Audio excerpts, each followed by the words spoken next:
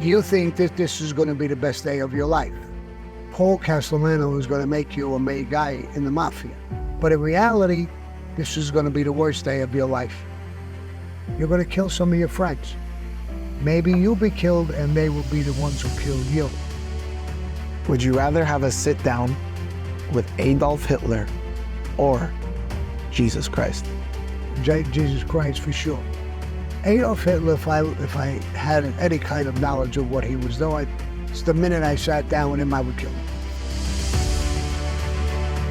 So when I say Ukraine, send the money to Ukraine, billions upon billions, put it in our neighborhoods, in people who belong in our country, people who could be upgraded. Just want to read to you 3 or 4 replies from our YouTube section. The YouTube audience is, you gotta love them and hate them at the same time. Yeah. Is there like a specific event in your life that shaped you into the man that you are today? I know there's a lot that you've been through. Is there one specific thing that kind of pops in your mind maybe every day, or something that comes to you and it helped shape you into who you are today? I think there's multiple different things. All these stories that I just told you, a few, I have hundreds of them, shaped me into what I am today. Yeah. I think the best part of shaping me was my mother and father. Okay. I was dyslexic. I had problems in schools. I was always in trouble. I remember how their face looked. They didn't hit me. They didn't beat me. But I saw how it tore them up. And then my father one day said to my mother, Katie, we have to accept that he's a bad boy. He's always in fucking trouble. But he's our son. Those words, things shape. I try to be a better person, but I didn't have an education because I was dyslexic. I was in a gang. I was in the Mafia. I was in the army. Those things shape me. Yeah. They shape you more than your parents. It's your environment. It's your friends. You want to be trendy. You want to be with your friends. That's why some people become drug addicts. They go party with their friends. Yeah. They don't separate themselves and stay away from drugs if everybody's doing it. I used to say, you go to a rural area. All the kids hang out in a mall. Most of them go to college. You can bank on that whole fucking town up in where it is, Wyoming, wherever you are, 90% of those kids will go to college. 10% of the kids I grew up with went to college, if that. So your environment has a tremendous thing. When people pull out of the cities to go live in the suburbs, they're trying to protect their kids and do things like that. Mm. You get ghettos. People want to ignore a ghetto. You can't, because every kid that's brought up in a ghetto is going to feel that whole lifespan. See somebody dealing drugs, he's got a pocket full of money. Yeah. He's got a fucking limo with all kinds of young, beautiful girls with him. That's what he sees every day. Yeah.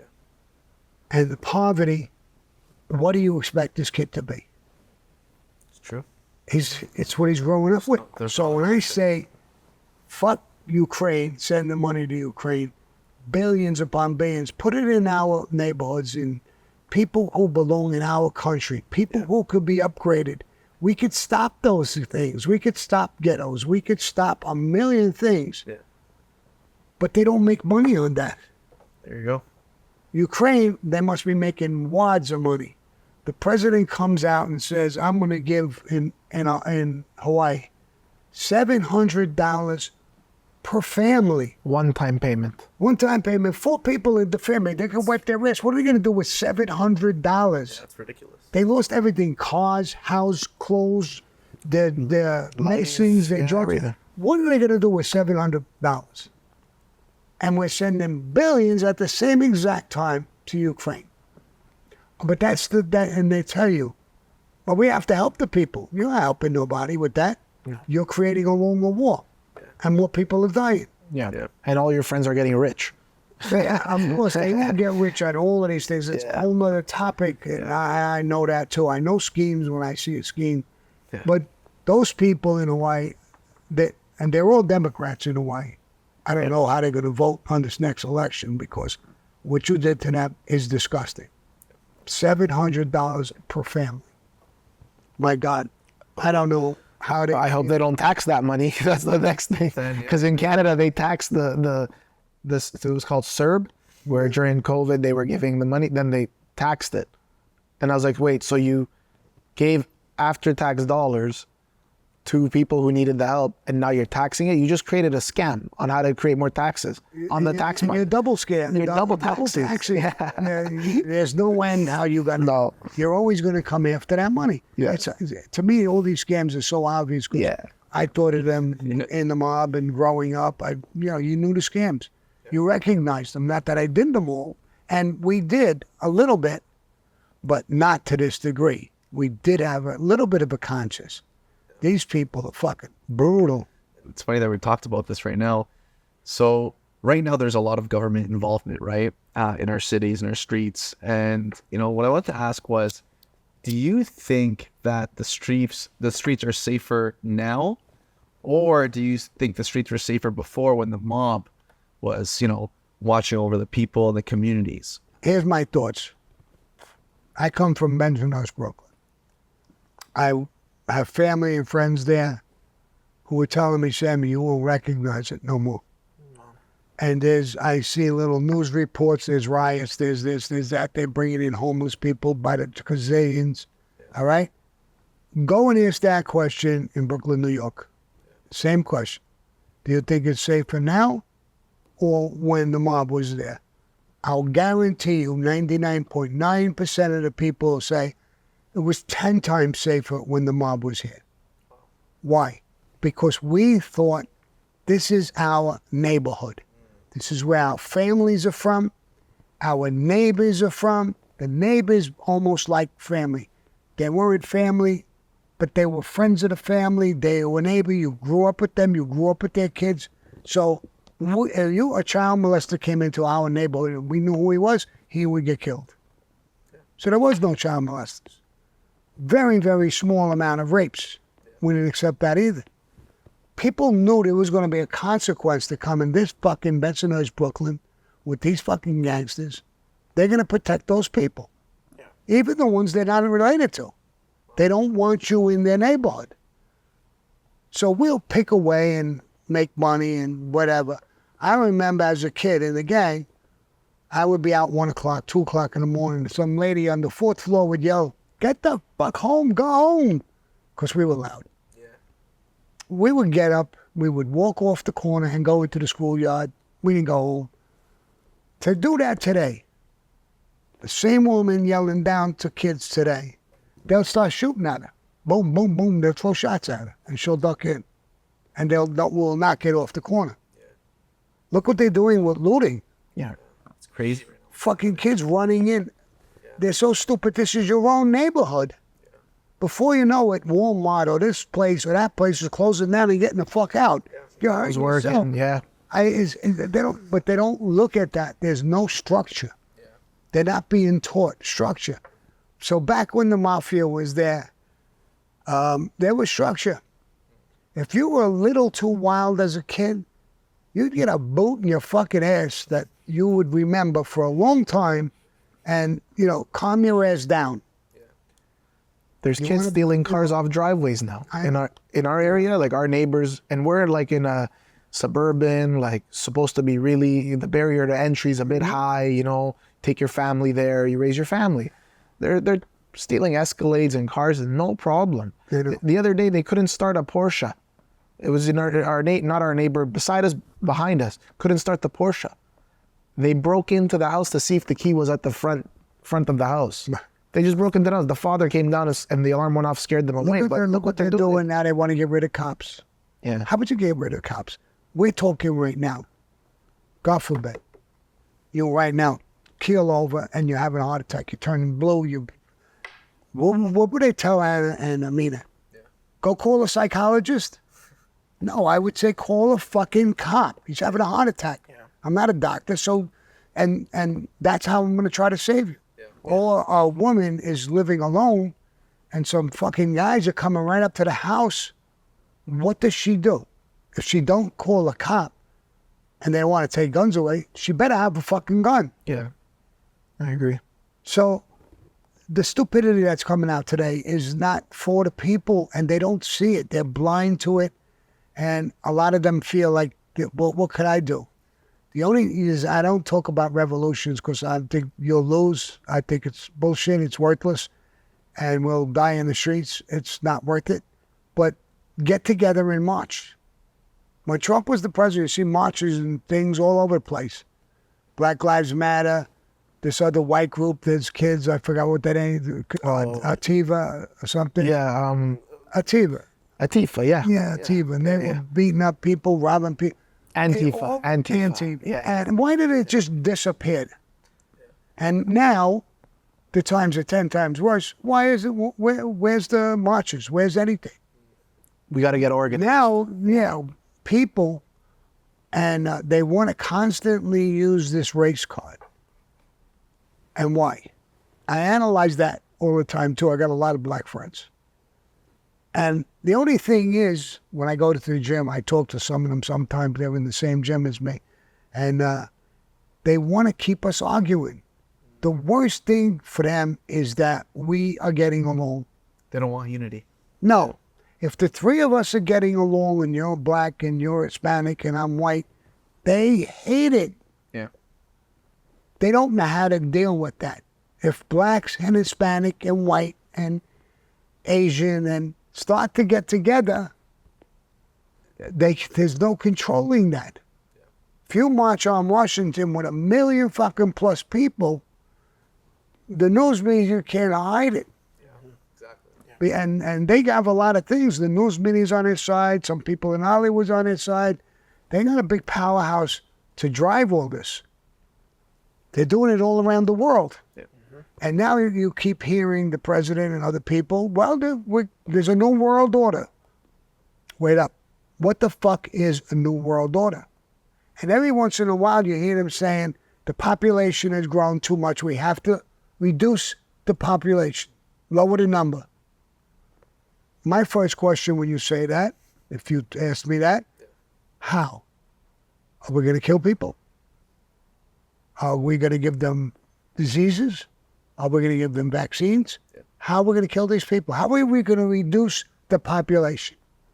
They're not saying we're only going to allow one person to be born or some stupid idea, but at least it's an idea. Yeah. When you just say, I'm going to reduce the population, then you're like, what's going to happen? Yeah. How are you going to do that? You're going to kill, the only way I know, if you're going to reduce the size of this room, how many people say, I got to kill 2 people maybe. Yeah. So that'll reduce the number. But how else could you reduce it? Not us. No, not well, you know it's not a meter or radish, so you two guys are fucking... Damn it. Damn it. I tried. But I'm not going to do it, so don't worry. Can't get you out of this one. But it's insane. You should have said, listen, my brother is a little bit of a pain in the ass. So maybe he could be one of them. Maybe he's one. They might try us too. But yeah, the world is in a crazy place, but lots of positive things. As you said, when you're here, it could be heaven or it could be hell. So I choose to not watch the news. I choose to not watch the negative social media videos.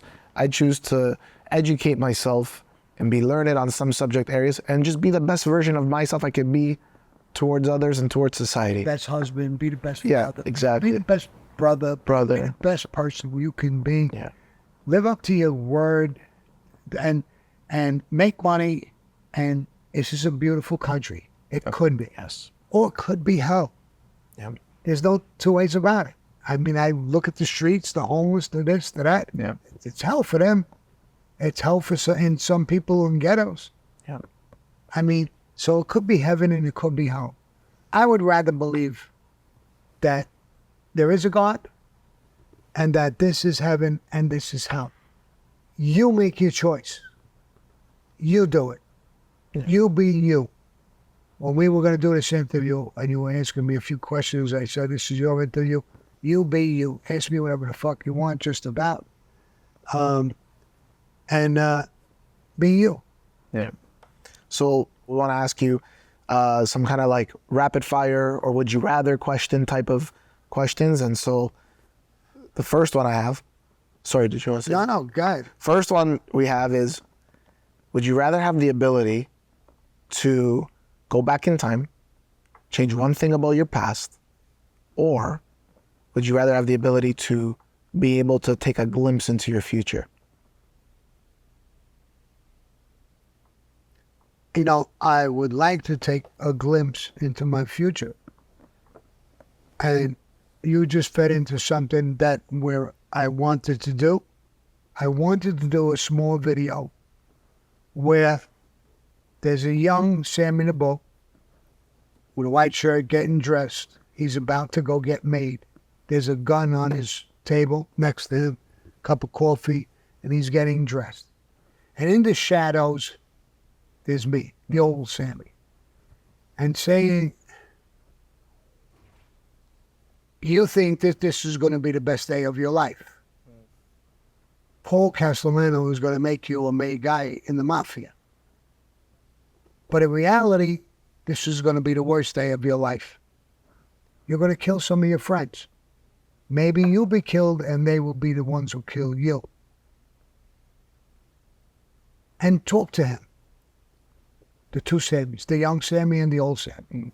So I may do a video like that, so I'm not going to talk about it too much, because I may do it and put it out and everybody's going to know about it, so they won't even look at it. So that's a cool idea. That's awesome. That's such a cool idea. Yeah, I've been thinking about that for a long time. The thing is to try to make a young Sammy face.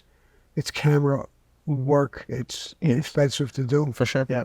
And but I may do it. That's cool. I'll shave my beard and figure it out if I can look like you a little bit. I'll do it for free, no problem. Okay, so you'd have a glimpse into your future.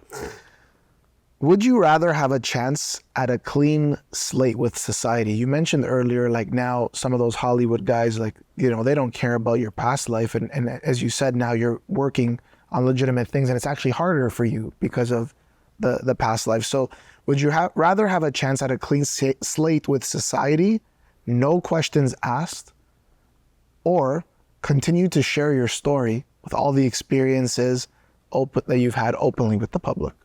I'd rather continue exactly what I'm doing. I'm fighting for what I think is right. I'm fighting for success. I'm fighting for my future. I'm fighting for my team. I'm fighting for my family. I have no regrets about it whatsoever. I would rather keep fighting what life taught me. It's nice, everybody, you know, clean slate. Maybe I wouldn't be able to clean slate. I wouldn't be telling stories. I wouldn't have them. I wouldn't be me. It would be something else. Yeah. I don't know what I would put. Yeah. Okay, that's a good one. And last one from the Would You Rather section. Would you rather have a sit down with Adolf Hitler or Jesus Christ? Oh, I did. Jesus Christ, for sure. Adolf Hitler, if I had any kind of knowledge of what he was doing, it's the minute I sat down with him, I would kill him. Sorry, I'm laughing because that's not the reaction I was expecting, but that's great. I would kill him. But I would like to sit down with Jesus Christ. I believe Jesus Christ was a man. I believe he was a good man. And he preached good things, and he couldn't be all that bad at all. He would have never had the following he has. He has billions of fucking people understanding him, knowing him, following him. I would love to sit down with him. That's great. Awesome. Cool. This is, I think, a perfect time. We want to ask you some quick rapid fire questions, okay? So let's get right into it. So the most memorable person you've met in your life of crime, aside from John Gotti, who would it be? Oh, Tato Arello, my mentor, was a beautiful man, similar to my father. Tough guy, but compassionate. He taught me we could use violence only as a last resort.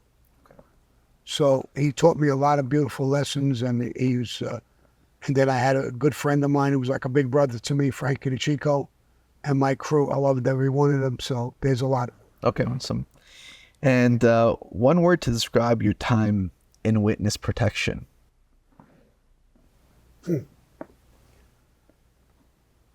I didn't want to be in the witness protection. I had money. I had whatever. I didn't need them. I didn't want them. I wasn't afraid.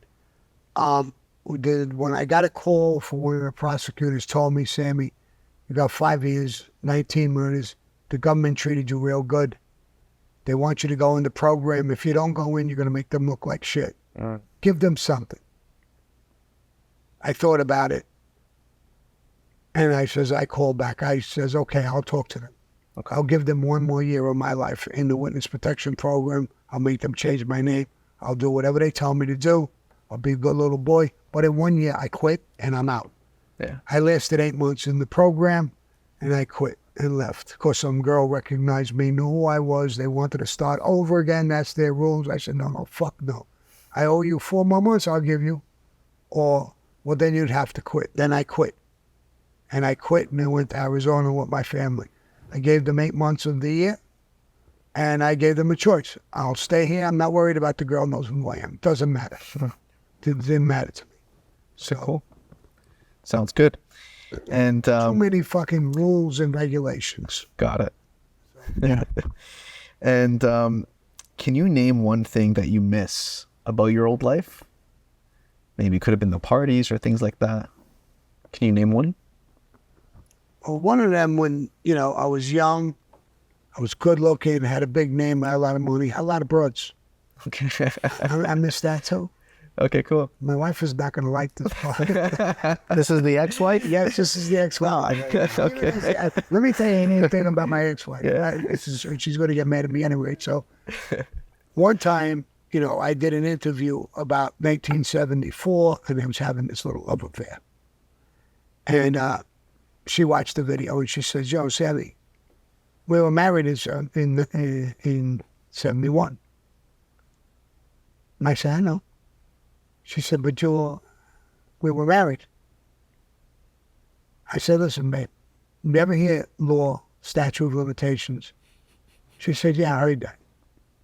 There's a law about it. If your husband cheated on you and you don't catch him for 10 years, then it doesn't count. Did she try to kill you right after or no? She sat there and listened. And she said, is that true or just joke? No, it's the truth. I mean, it's the truth. She said, okay. So there's a statute of limitations, 10 years. Yeah. You remember your friend Lenny? No. Fucking dare tell me about that. No way. And I think my son looks a little bit like my friend Lenny. She broke my balls. That's hilarious. Oh my gosh. That's too funny. All right, last one. What's the biggest misconception you think people have about the Mafia? I know the biggest conception is I think they think everybody in the Mafia is evil. Right. There are a lot of guys who were in the Mafia were evil. Some of them, Roy DeMeo, became a serial killer. We hated it. He got killed because of it. I wasn't involved in that murder, but he got killed because of it. That wasn't us. I know there was a guy named Anthony Spiro was the 𝐃𝐨𝐧'𝐭 of the Gravano family, the best fucking guy. Yeah, he helped so many people. He helped more people than you have hammering. But he was a gangster, and he was the 𝐃𝐨𝐧'𝐭. He was a high guy in the Mafia. So the biggest misconception is that everybody in the Mafia is evil. I didn't look at myself as being evil. People say he's crazy for saying that, but I didn't look at myself ever as evil. I looked at myself as a loyal soldier. And I think that was with a lot of guys who were in the Mafia. So I think that's a big misconception about the Mafia. They're not evil. People who are doing politics and stuff like that, these fucking people are evil because they want to make money. They want to make a scam. They don't give a fuck how many men, women, and children die because of their fucking scams. That's evil. Okay, thank you. I chuckled a little bit inside, that, not because of what you're saying about the Mafia, but that Lenny comment, man. That was hilarious. That was hilarious. Yeah. Oh my God. Don't you dare tell me. Don't loud and shoot. So before we ask you our final question and final thoughts, just want to read to you 3 or 4 replies from our YouTube section. The YouTube audience is, you gotta love them and hate them at the same time. Yeah, you know, it could be brutal. Yeah, and you got a lot of fans. I see sometimes on our social media videos that we posted, you got one person saying something that's negative about you, and you got a whole crowd of people just defending you, and like they're going at it. They attacked. Yeah, and I'm like, this is great. So the comments we're gonna read are negative, but you've got women commenting that say love you, hearts everywhere and everything on the comment section. You got people that are just fans, love your story. You got people that say they've changed their ways because they heard a story from your life that you shared. Lots of positive comments. We just want to read a few negative ones, and you respond the way you want to respond. I'm ready. Mike's skin is pretty thick. Got it. Cool. All right. So first one, Sammy is jealous of 𝐴𝐿IGHT, John 𝐴𝐿IGHT. 𝐴𝐿IGHT still has his youth and is better looking than Sammy. I'm not jealous. Yes, he's younger. He has his youth. I have a bigger dick than him. I'm not really all that jealous. Fair enough. All right. His room one day. Oh, this happened? It was about that big. Oh my gosh. Oh my gosh. All right. Okay, so this goes with regards to the cooperation with the government and stuff like that. So this is the comment. And I left this guy's handle out because I said, for his own protection, he should thank me. I'm not going to tell you who it is. This video should be called The Betrayal of Everyone by a Weasel Rat. I'm glad you left his name out. Yeah, that's what I thought. Yeah. I don't know. I found on this social media stuff, there's a lot of people who are jealous and envious of anybody who's going to have success. Yeah. You were telling me you're coming up in doing real estate, and now you're coming up doing your own podcast, and you're familiar with this stuff going on. They hate the fact that you become a little successful. Yep. And I have that. I deal with that. There's a couple of guys, I don't want to mention their names, because if I mention their names, people will want to listen to them, so I don't say their names. But, you got to think, in other words, when I listen to other people talk, or, I'm going to use, what's his name there? The guy. Patrick? Andrew Tate? Andrew Tate. Yeah. I listened to him. The couple of times I listened to him, I thought he was a little crazy. Yeah. Then I listened to him more and more. I got to like listening to him. I got to understand him. I think he's brilliant. He does a good job. He tells the truth, tells it like it is. And he tells the truth. And they hate that. And they fucked with him about he had sex with an undermined bear. Bullshit. They had videos. The girl who's held hostage came out, was sweeping outside. She could have ran away and left any time she wanted, so it was total bullshit. Yeah. Then they caught a couple of the girls admitting they were lying on tape to each other. Yeah. So it was all bullshit. They try to bury him. They try an character assassination. Instead of killing you, it's a character assassination. That's what stuff like that is. It's a character assassination of me. You may get it when you're up and coming. Somebody wants to hold you down. They'll say something negative about you. Yeah. It's a shame. It's part of life. It's part of what some people are. And they show their true colors with that. Yeah, that's true. They don't ever have an intelligent conversation like we're having right now. A semi-intelligent guy. I come up with stupid things to say, but no, you're very intelligent. No, you are. But they can't find that. They always got to look for the negative. But his jacket was, look how crooked it was. Look, he's got wrinkles and whatever. They got to say something, and you'll find them. And to me, what I do now is I just push them off like they don't exist. Yeah. A guy like that, to me. Someone in the first video was commented saying, "Look at the goof smiling like he's meeting the president." Someone said that. He was talking about me, and I started dying of laughter because this is just how I am. I always have a smile on my face. I was laughing at the comment. I was dying at the comic. So the things people say, it's just they'll say stupid things, and that same person, if they were doing something they'd be on the phone. Sammy, can we talk with you? Because I got a big following and my people will listen, see who you For are. sure. So they'll want the same thing, but they can't have it. So they'll goof on you or say something about you. It is what it is. But you know, the good part about this social media, I find that a good part of the people know when you're telling the truth. It's hard to hide from the cameras. Cameras pick it up. Yeah. They know when you're authentic and you're telling the truth and you're talking. And there's 50 times the amount of people who like you for being Yourself. yourself, Yeah, for sure. than this one or two guys with their statements, you know. And like you said, that a guy will make a stand. We have that on, I do a Q&A. A guy will say something. I have 1,600, 1,800, I think on the last Q&A I did. One guy said something, 800 people attacked me Yeah.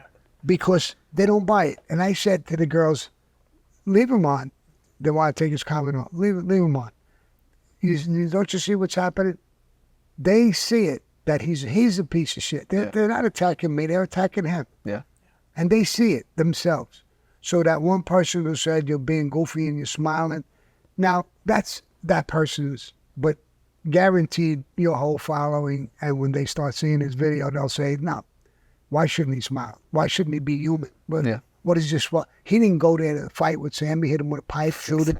I mean, it's stupid. What do you want us to look like?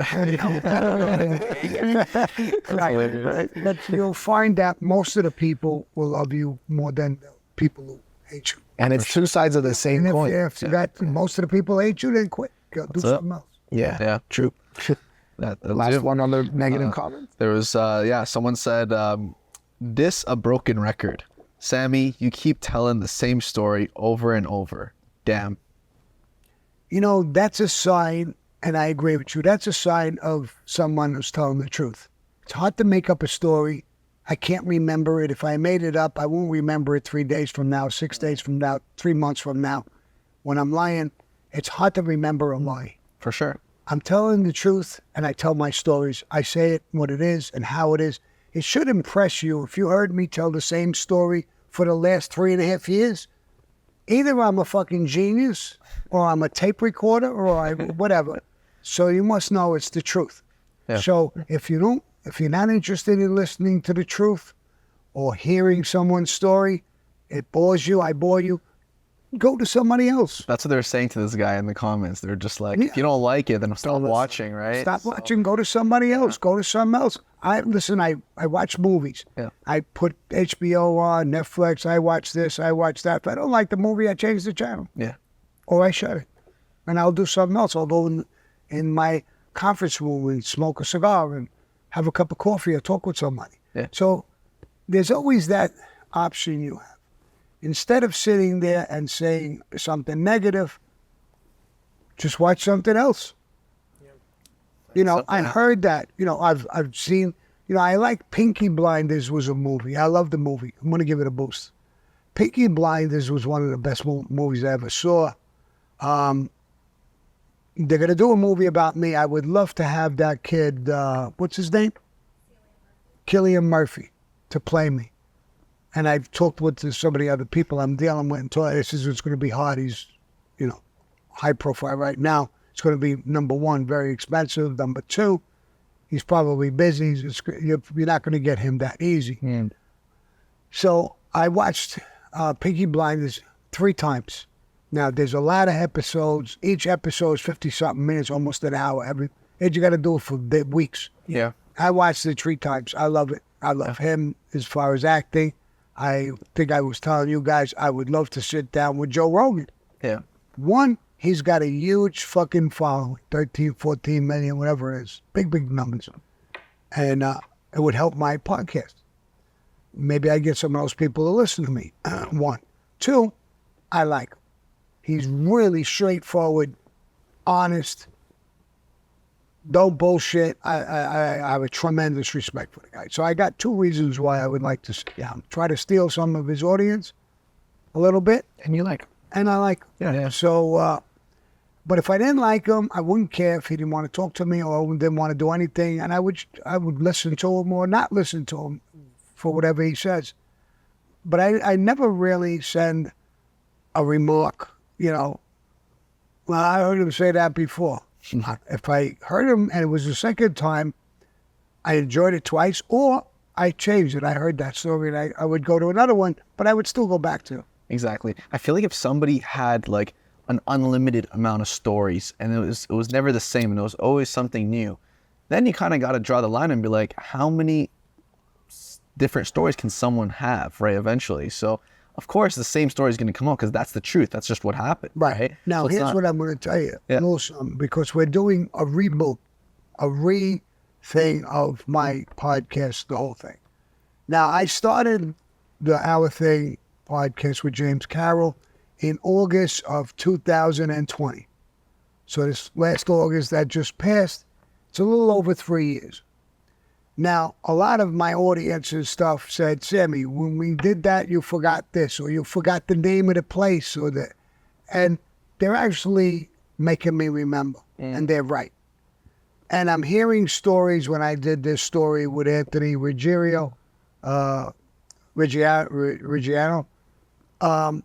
and we're both in the Gambino family. He's on one side, I'm on the other side. So when we sat down, we gelled. I heard stuff that I really didn't know, how they thought. Yeah. He heard from me what he didn't know. So as it got together now, when I do the reboot, I'm going to be able to tell the story, which is both sides. Okay. So it's going to be different. It's not, completely different, like the Johnny Keys or certain stories are not going to change. But some of it is going to change because there's fill-ins. Yeah. I was asked a couple of times on my Q&As where I met with Sinatra, Frank Sinatra. And for the life of me, I couldn't remember the name of the place. Yeah. And then somebody who was on the live sent me a message. Sammy, it was a woman. She says, it was Jilly's. That's right. Jilly was a good friend of Sinatra. So Sinatra, every time he was going to come in, he would tell the general public, I'm coming into New York on a visit, and I'm going to be by Julie's. And he would give it a month.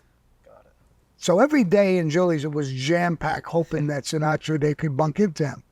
So he did him a favor. Yeah. But the name of the place was Julie's. So she told me it was Julie's, and then she says, don't you remember? You took me there. And I didn't remember. For the life of me, I didn't remember. But I mean, I do remember her. And I loved the hell out of her. I mean, but I didn't remember I took her there. And so things like that are making me, the reboot, I think, should be actually better. Matter of fact, I made an announcement on my Q&A. It happened to me so many times that, hey guys, well, I'm going to do this reboot. And if you could send me anything that, I did with you or about me, or whether it's good or bad, send it down to me. It may wake me up. I may remember. I'm talking about things that happened 40 and 50 years ago. Yeah. I could forget things. I got a tremendous memory, especially when it's for big things that had an impact on me. Yeah. But there's little things. I might have went on a date. Who remembers? I mean, I don't remember every little date or everything I ever did.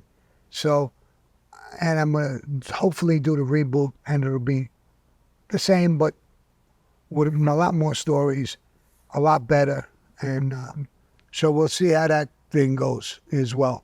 Looking forward to it. Yeah. Yeah, Exciting. I'm looking to do it. We're writing it now, little by little by little. See, like we started it off, we said, how are we going to start it? And asked me, how are we going to start it? So I said, let's go back to my mother and father. They were born in two different parts of Italy, Sicily. So let's find out where they lived, where they lived in Sicily, and about Sicily. So we talk about that it's an island, where it is, what sea, where countries it was near, blah, blah, blah, blah. And then we come in that my mother came in as a young girl, and my father came in and jumped ship in Canada. Okay. Now, and he came in as an illegal. How do I know? I mean, I know he came there but why did he come? I never knew why he came in from Canada. Why didn't he just sneak in? Why Canada? So now I found out his older brother, my uncle, 𝐿𝐵𝐻𝐻 Gravano, was a made guy in Sicily, and he had tremendous connections in Canada. So he told his brother, jump ship in Canada, and I could smuggle you right into the United States. And when he came in, his family with the 𝐃𝐨𝐵𝐻𝐻s, they met, and he met my mother. They introduced them. They got married, and so on and so forth. Now, a lot of people, I got 2 sisters and myself. Now, the story will tell, my mother and father had 5 kids. I had an older brother, Frankie Gravano, nobody knows about it, who died before I was born. That's why we never talked about him. And my sister Jeannie had a twin sister. The twin sister died before I was born as well. She was 9 years older than me. Jeannie survived, then my sister Franny, and then me. I came way later. So it was like I had 3 moms. My mother and my 2 older sisters. One was 5 years and one was 9 years old. So it was like having 3 mothers growing up. Yeah. So I'm going to tell all of that story. I hope I'm not giving away too much, am I? I'm okay. And I'm like, just keep going. I'm good with it. But so a lot of stuff you're going to hear here on their program. I'm going to show the program too. That's exciting. That's going to be coming out. So as far as, all these other things, like I said, is that all the questions? Yeah. The last question that I had, just to close off the show. So any final comments for our audience, but also, how do you want to be remembered? What kind of legacy do you want to leave behind? Exactly what I'm doing right now. I just told a little bit of my story. I've been a gangster almost most of my life. What the Mafia is. My legacy is like, I'm one of the last of the heavyweights left. Joe Messina was a boss. He just died last week, a couple weeks ago, 2 weeks, I think. He just died. I'm like the last of the Mohegans. And I think my name will go down in history, along with 𝐜𝐴 and Vito Genovese and Lucky Luciano and Carlo Gambino, Paul Castellano, John Gotti. My name is going to go down in history with it. And I hope that they're teaching these things in college now, courses. My name has been mentioned. I've been called by universities. Hannah knows Arizona State University, and she had brought me a message. They're dying to talk to you about psychological classes, and psychology and stuff like that. So I hope that if and when they make the movies of me, I'm alive, that I could see it. And I would like my future grandchildren and great-grandchildren to watch these things and say, that was my poppy. That's the right poppy. That's him. That's his word. That's no bullshit. He wasn't a serial killer. He wasn't this. He wasn't that. Whatever people want to call you.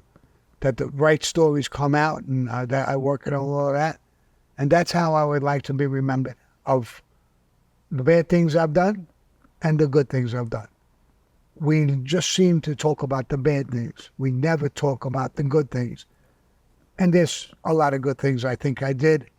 I wouldn't have people from 40 and 50 years ago, people I was partners with in business, sending me messages, Sammy, we love you, got all kinds of people, old-timers, Paluta's family, and people who died, Sammy's family, with me. Their families talking to me and sending me beautiful messages. I got people with bad messages who lost a family member. That's understandable. I'm not mad at them. I get it, Yeah. And that's the way it's supposed to feel, I guess. But that's the way I want to be remembered. Somebody who gave people opportunities, somebody who told the truth, did his thing, left his mark in life. I think I got great kids, good grandchildren, it looks like so far. Hopefully great grandchildren. And my wife, who likes to joke as much as I do, she fucking Lenny thing. That got me, man. And That got me. she's the best. Yeah. She's a good woman. And I tell the story. I only had 3 girlfriends my whole life. You know, the Mafia, they all have a gumada. It's like having 2 wives. I never had a gumada. Okay. I just had 3 girlfriends. I went from this girl, Lorraine Pye, to Louise, to my wife, and then I married my wife. I cheated, fucked around. That's what gangsters do.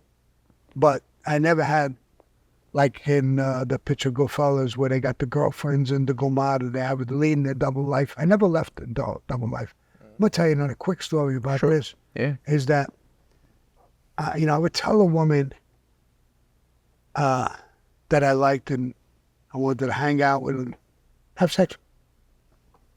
And I would tell her, I'm not leaving my wife. I don't love you. I will never marry you. I just want to hang with you and have fun with you. Women aren't dumb. They've been bullshitted most of their lives with this crap. I love you, all of that. So the girl told me, she said, Sammy, how many guys tell me they love me and this and that? Once they get laid, they're gone. Or they want to open the door for me and this and that and the other thing. As soon as we come out, I'll tell them, you're not going to open my door? No, we just got laid. Open your own door. She said, you told the truth. And you want to know something? I feel like having fun. Let's do it. I went to the club and told my guys. And my guy said, wow, that works? I said, it's not for It's not about that it it works. Yeah. It's the truth. It's the truth. They've been bullshitted forever, bro. And they feel it's refreshing or whatever. Yeah. Well, I'm going to try that. Well, you probably won't get it because you fucking lied, right? Yeah, that's the whole point. They're missing the point. Again. And any last words for our audience as we wrap up? Listen, for your audience, these guys are really great guys. They will go, this is the second time around. We're a little more comfortable. Right? When we get done, we're going to go have a little drink of whiskey and a cup of coffee and eat something. I'm starving. And so they're great guys. They're working hard. They're trying hard. They're young guys. They're up and coming.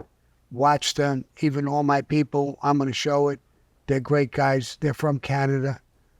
If you need real estate or something, you want to move to Canada, people are moving or we're doing whatever they're doing, and you want me to reach them for you, I could reach them and give you an introduction.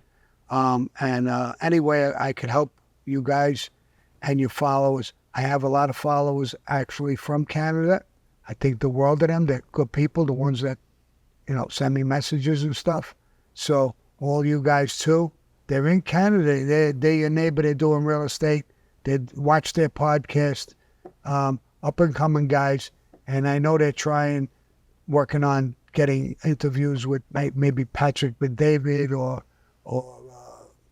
Joe Rogan. Yeah. Listen, Patrick, I'm a good friend of yours. These guys are great guys. If you could do an interview with them, I mean, they would love it. I would love it. I would appreciate it if you do that. And if you want me to be part of it, Patrick, I'm willing to do whatever you want. So, again, I can't say enough good things about them. They're very respectful. They were respectful to Amina and Anna, and I died. And those are a must for me. People who work, come around. They're not just employees. They're my team. And you have to show them the utmost respect. So that's about it. I think any more than that, they'll think we're gay. Well, Sammy, thank you so much. You're a gentleman. We appreciate you having us come out here and hosting us. Thank you so much for your time. You're super generous with it as well, too. Just want to say we really appreciate it. And we're looking forward to the next one. We're looking forward to part 3 one day. Thank you. Yes. My pleasure. Thank you, sir. My pleasure.